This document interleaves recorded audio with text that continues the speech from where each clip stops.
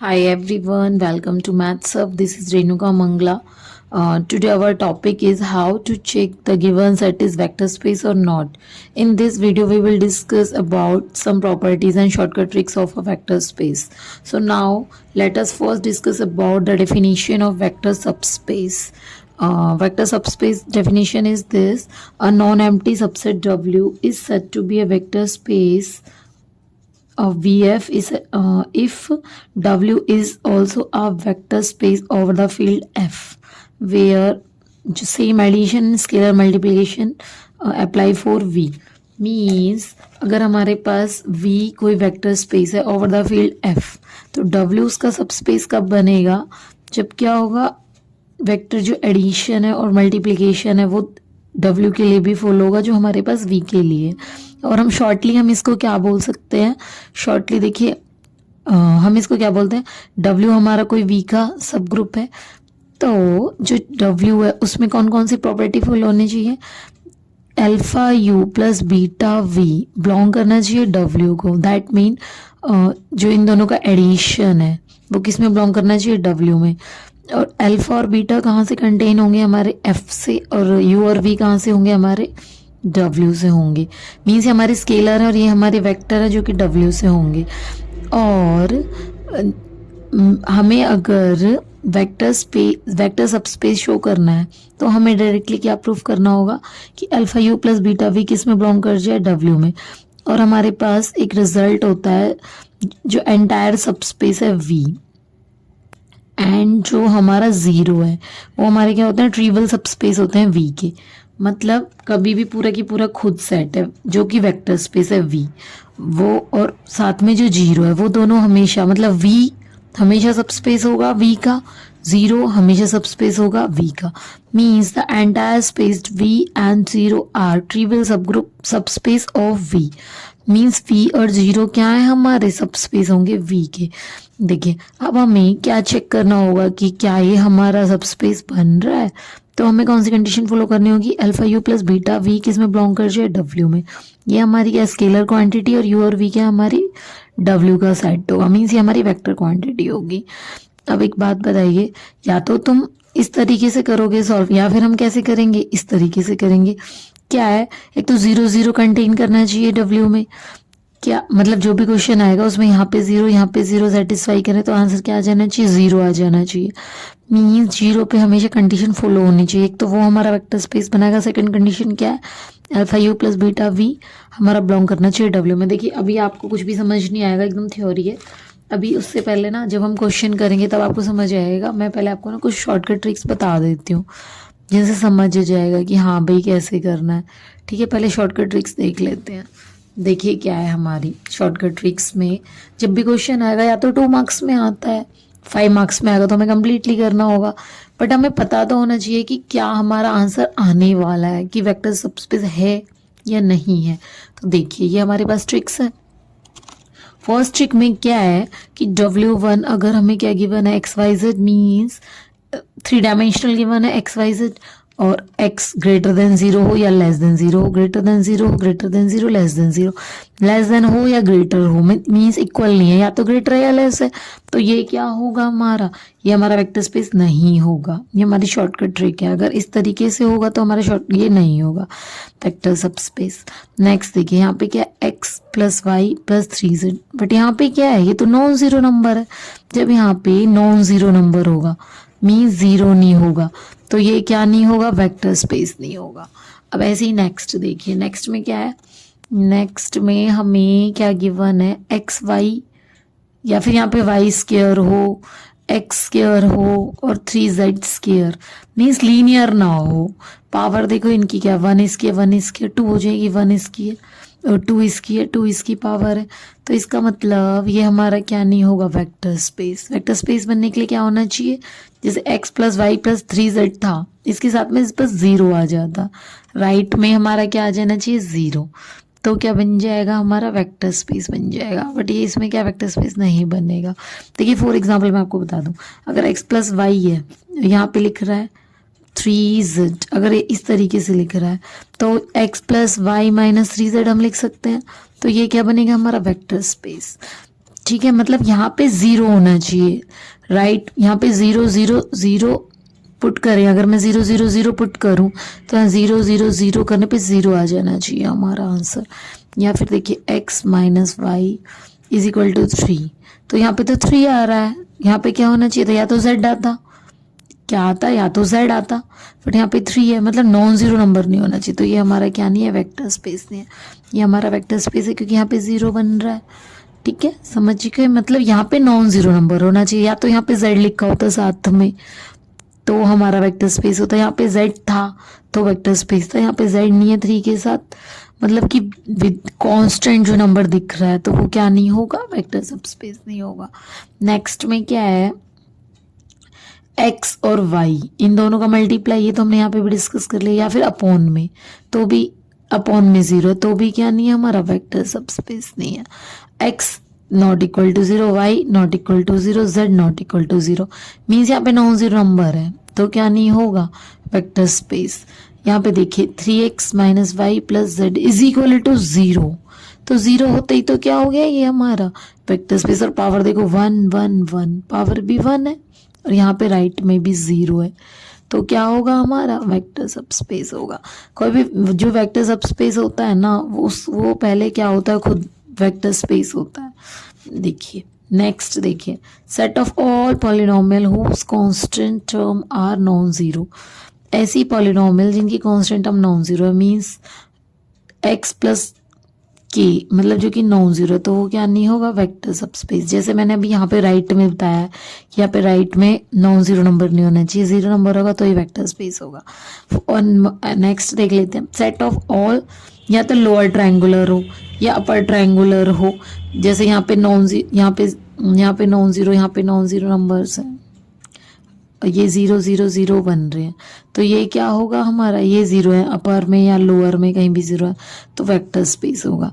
कैसे, lower triangular, upper triangular, scalar matrix, all diagonal matrix और skew symmetric और symmetric matrix. Means question क्या बोल रहा है, आर क्या है हमारा, set of real number, R square हमारा क्या है, मींस देखो 2 का मतलब होता है पावर, अगर 2 लिखा हो तो मतलब होता है 2 डायमेंशनल, मतलब x और y, 3 होता तो x y z होता, x1 और x2, x और y नहीं है, x1 और x2 किस में बिलोंग कर, आर में, तो ये हमारा सब स्पेस है या नहीं है। तो कैसे चेक करेंगे, क्वेश्चन में देखो 4 ऑप्शन में हमें फाइंड आउट करना है कौन कौन सा है या नहीं है। ग्रेटर का सिंबल आ गया और या लेस का सिंबल आ गया, देखो यहाँ पे भी ग्रेटर का, तो 3 ऑप्शन तो रॉन्ग है। यहाँ पे देखिए, यहाँ पे क्या x1 और 0, तो ये हमारा क्या बनेगा, वेक्टर स्पेस बनेगा, क्योंकि चारों में से हमें एक ऑप्शन सेलेक्ट करना। वैसे भी देखिए यहाँ ग्रेटर और लेस तो हमने अभी ट्रिक पढ़ी थी, मैं एक बार आपको दोबारा दिखा देती हूँ। ट्रिक में क्या था, ट्रिक में था हमारे पास ग्रेटर हो या लेस हो, देखिए यहाँ ग्रेटर है या लेस है, यहाँ पे ग्रेटर है या लेस है, तो फिर क्या होगा, हमारा वेक्टर स्पेस नहीं होगा, तो 4th ऑप्शन हमारा करेक्ट होगा। नेक्स्ट देखिए, नेक्स्ट में क्या कह रहा है, वी क्या हमारा रियल सबस्पेस है of all mapping R to R, minus x है। देखिए ये हमारा इवन और ऑड का फंक्शन होता है, ये मैंने वहाँ पे ट्रिक नहीं लिखवाई थी, अब आप लिख लेना। अगर हमारा इवन फंक्शन हो, ये तो देखो कौन सा फंक्शन है, इवन फंक्शन, जब यहाँ पे minus f of minus x is equal to f of x है, तो हमारा कैसा फंक्शन होता है, इवन और ऑड जो फंक्शन होते हैं, ऑड में क्या होता है, जो माइनस है वो बाहर आ जाता है, इवन और ऑड फंक्शन दोनों क्या होते हैं, वेक्टर सबस्पेस बनते हैं। ठीक है, नेक्स्ट देख लो एक बार, नेक्स्ट में क्या बोल रहा है कि वी है वो हमारा क्या है, वेक्टर सबस्पेस है, W1 W2 be the condition of symmetric और स्क्यू सिमेट्रिक मैट्रिक्स, मतलब कि सिमेट्रिक और स्क्यू सिमेट्रिक हमारी क्या बनेंगी। देखिए मैंने क्या बताया था आपको, मैं दिखा देती हूँ एक बार आपको। अगर मेरे पास सिमेट्रिक हो और स्क्यू सिमेट्रिक हो, स्क्यू सिमेट्रिक और symmetric matrix, lower triangular upper triangular, skew diagonal और सिमेट्रिक और स्क्यू सिमेट्रिक क्या बनेंगी, हमारी सबस्पेस फॉर्म कर रही है। नेक्स्ट क्वेश्चन देखिए, तो ये हमारा क्या हो जाएगा, सबस्पेस S1T/S/T/W, देखते हैं इसमें से कौन सा हमारा सबस्पेस बन रहा है। x is equal to y is equal to 0, means यहाँ पे नॉन जीरो कॉन्स्टेंट है, तो ये क्या बनेगा, वेक्टर स्पेस।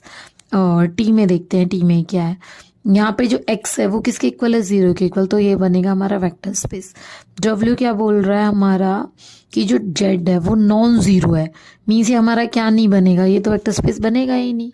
तो इस तरह से हम देख लेते हैं कि हाँ भाई कौन सा हमारा वेक्टर स्पेस बनेगा और कौन सा नहीं बनेगा। देखिए या तो हमारे पास 2 मार्क्स का क्वेश्चन आएगा ये, या फिर हमारा 5 मार्क्स का क्वेश्चन आने वाला है।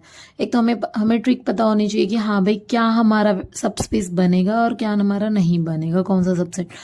तो 5 मार्क्स के अकॉर्डिंग हमें इस तरीके से क्वेश्चन को लिखना होगा, तभी हमें मार्क्स मिलेंगे। क्या है क्वेश्चन हमारा, determine the following subset of subspace. W1 क्या गिवन है हमारा, XYZ 2x minus 7y plus z is equal to 0। W2 भी देख लेते हैं, W2 क्या है, XYZ x minus 3y plus z is equal to 3। देखिए यहाँ पे जब हमारा राइट में 0 है, मतलब ये हमारा नॉन जीरो नंबर नहीं है। अगर x यहाँ पे x है, y है, z है और पावर भी इन सबकी देखिए क्या है, इसकी पावर 1, इसकी पावर 1, इसकी पावर, मीन्स हमारे पास एक तो लीनियर बन रहा है और साथ में क्या बन रहा है, 0 बन रहा है। इसका मतलब ये तो हमारा वेक्टर स्पेस होगा, सब स्पेस होगा ही होगा।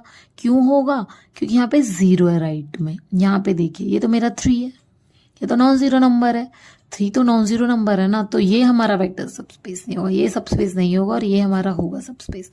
देखिए अब इस क्वेश्चन को हम इतना तो पता चल गया होगा या नहीं होगा, बट इसको हमें सॉल्व भी तो करके लिखना है। तो देखिए हम कैसे लिखेंगे, W1 क्या है हमारा, हमने लिख लिया, हाँ भाई ये हमारा W1 गिवन है। अच्छा बताइए मुझे, यहाँ पे 0 0 0 पुट करने पे क्या मेरा राइट में 0 आ रहा है। देखिए x में मैंने 0 पुट किया तो क्या हो जाएगा, 2 इंटू 0 0 माइनस 7 0 0। ये तो लेफ्ट में क्या आ गया 0 और राइट में भी क्या है 0।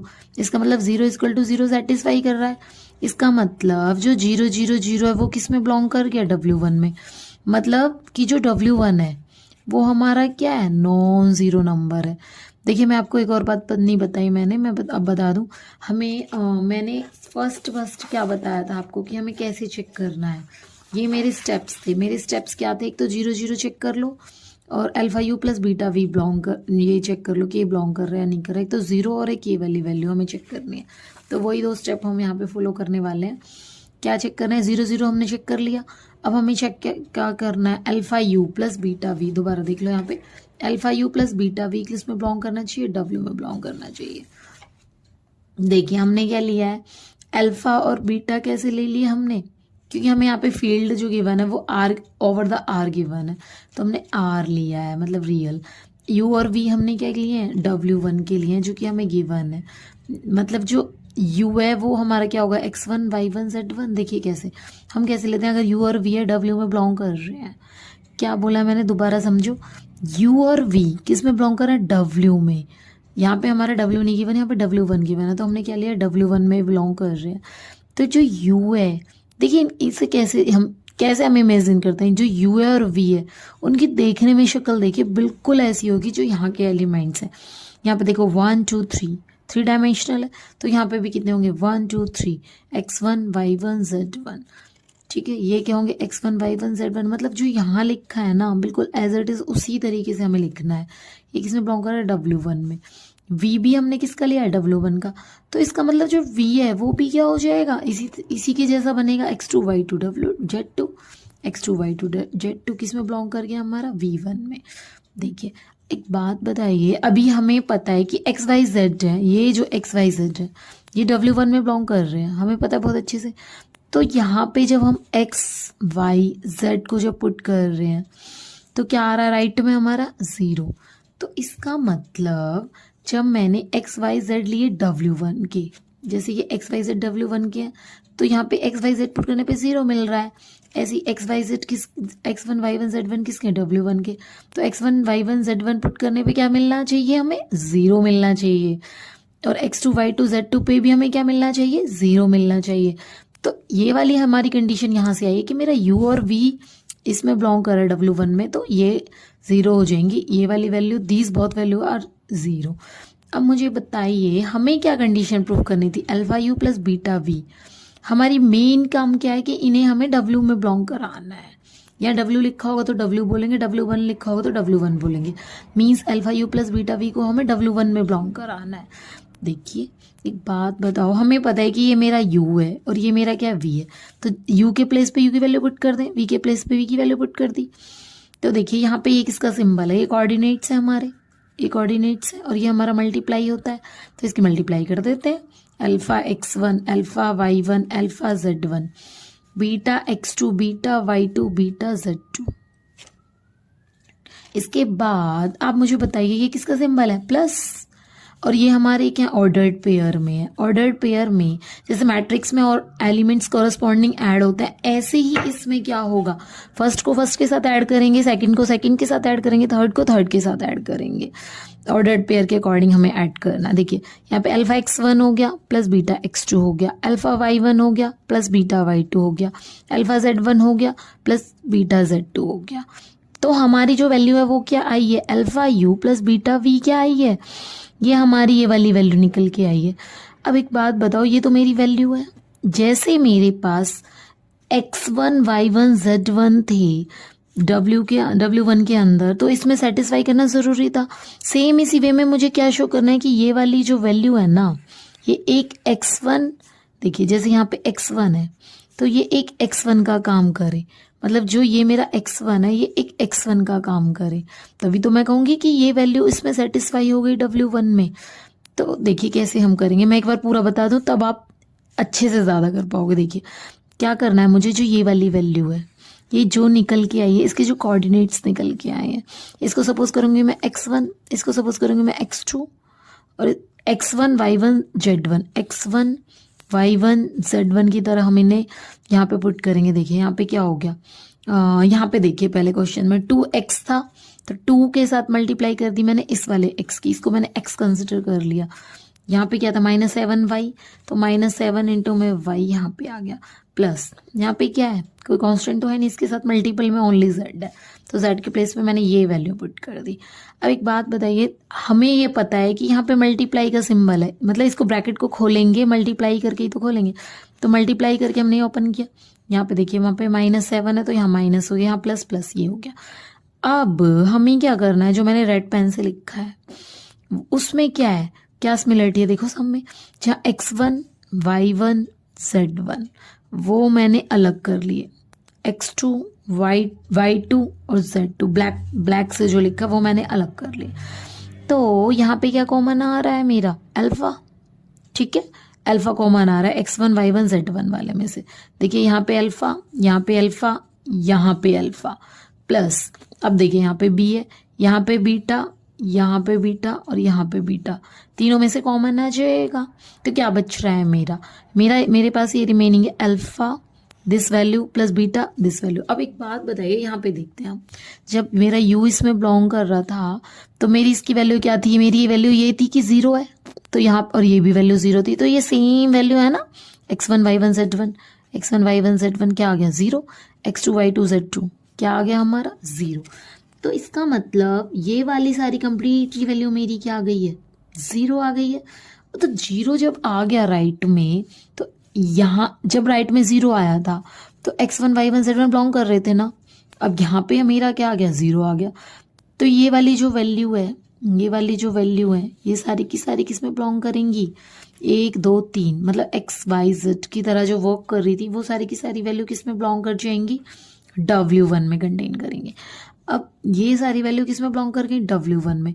और हमें शो ही क्या करना था, हमें तो शो यही तो करना था। देखो यहाँ पे हमें क्या शो करना था, अगर 2 डायमेंशनल है तो 2 लेंगे, यहाँ पे 3 डायमेंशनल तो 3 लेंगे। हमें क्या शो करना था, एक तो 0 0 कर जाए और एक क्या कर जाए, alpha u plus beta v belong कर जाए हमारे W में। तो अब मेरे पास ये तो बिलोंग कर गया, W1 क्या बन गया मेरा, इसका सबस्पेस बन गया R³ का। देखिए मैं दोबारा बता दूं एक बार आपको क्या किया है हमने। फर्स्ट कंडीशन के 0 0 0 प्रूफ चेक करेंगे। देखिए 0 0 0 पुट करने पे लेफ्ट में क्या गया 0, राइट में भी क्या है 0, तो 0 सेटिस्फाई करेगी। नेक्स्ट कंडीशन क्या हमें प्रूफ करनी है कि alpha u plus beta v हमारा बिलोंग कर जाए। उसके लिए मुझे क्या लेना पड़ेगा कि अल्फा और बीटा तो फील्ड के हैं और u और v हमारे w के हैं।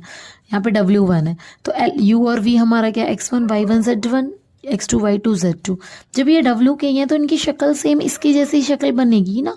यहाँ एक्स वाई जेड के प्लेस पे x1 y1, देखिए x1 y1 z1 आ जाएगा, x2 y2 z2 आ जाएगा, x1 y1 z1 x2 y2 z2। Alpha u plus beta v, alpha u plus beta v, इसकी मल्टीप्लाई हमने कर दी। अब एक बात बताइए, जब हमने मल्टीप्लाई करी है तो उसके बाद यहाँ पे प्लस का सिंबल है, तो इसको इस फर्स्ट ऑर्डर के हिसाब से लेंगे, इसको इसके साथ लेंगे, सेकंड ऑर्डर को सेकंड ऑर्डर के साथ लेंगे, थर्ड को थर्ड के साथ लेंगे। अब हमें प्रूफ करना है कि alpha u plus beta b किस में बिलोंग कर जाए, डब्ल्यू में। तो उसके लिए हमें क्या करना पड़ेगा, ये एक्स की तरह वर्क करेगा, ये वाई की तरह और ये जेड की तरह। तो हमने क्या कर दिया, 2 इंटू में दिस वैल्यू माइनस, यहाँ पे देखिए -7 इंटू में वाई प्लस जेड, 7 इंटू में वाई प्लस जेड, इस तरीके से हमने लिखा है। अब अल्फा और बीटा यहाँ से कॉमन आ गए, दिस वैल्यू 0 दिस वैल्यू 0, तो ये कंप्लीटली क्या हो गया 0। अगर ये कंप्लीटली ही हमारा 0 हो जाता है, देखिए यहाँ पे ये कंप्लीटली हमारा 0 हो जाता है, तो x1 y1 z1 w1 में बिलोंग कर जाते हैं। तो ऐसे ही ये हमारा कंप्लीटली क्या बन गया 0, ये हमारा कंप्लीटली क्या बन गया 0।